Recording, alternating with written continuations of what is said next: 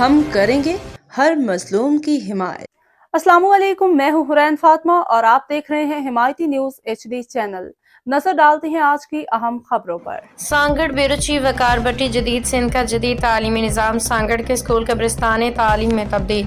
سندھ حکومت کے ترقیاتی نعرے بلند و بانگ دعوے صرف اشتہاری بورڈز و تقریروں تک محدود ہیں۔ حقیقت یہ ہے کہ سانگڑ کے اسکول تعلیم کے ادارے کم و ویران کھنڈرات زیادہ لگتے ہیں۔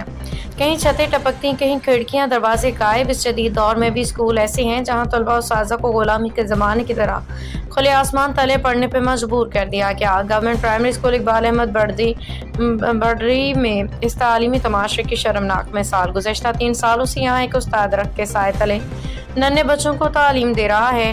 یہ مناظر دیکھ کے یوں لگتا ہے سندھ میں تعلیمی نظام نہیں بلکہ جہالت کے فروغ کا باقاعدہ منصوبہ چلایا جا رہا ہے۔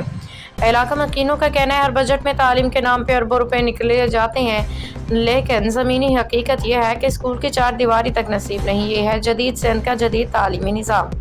عوام نے طنزیہ انداز میں سوال کرتے ہوئے کہا شاید افسران کے اپنے بچے یورپ امریکہ کے ایئر کنڈیشن کلاس رومز میں بیٹھتے ہیں، اس لیے انہیں سانگڑ کے مجبور بچوں کا حال دکھائی نہیں دیتا۔ ماہرین تعلیم نے بھی صورتحال کو تعلیمی دہشت گردی قرار دیتے ہوئے کہا کہ بارش، دھوپ، سردی، ننھے طلباء کو زمین پہ بٹھا کے پڑھانا ان کے لیے مستقبل کو اندھیروں میں دھکیلنے کے مترادف ہے۔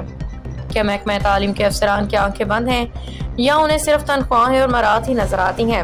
اہل علاقہ نے وزیر تعلیم سندھ، سیکریٹری تعلیم اور ڈپٹی کمشنر سانگڑ سے پرزور مطالبہ کیا ہے کہ اس شرمناک صورتحال میں فوری نوٹس لیا جائے ورنہ والدین و طلباء اپنے بچوں کے مستقبل کو بچانے کے لیے احتجاج کا طوفان کھڑا کریں گے جو کرسیوں پہ براجمان افسران کے اقتدار کو ہلا کے رکھ دے گا۔